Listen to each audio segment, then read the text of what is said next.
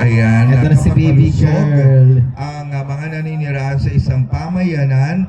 Definitely progression ang kasunod niyan. Number 5, anong katanungan?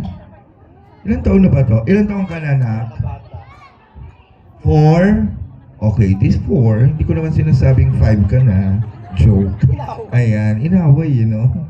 Tapos pulis pa lang nanay at tatay. Beng, beng, beng.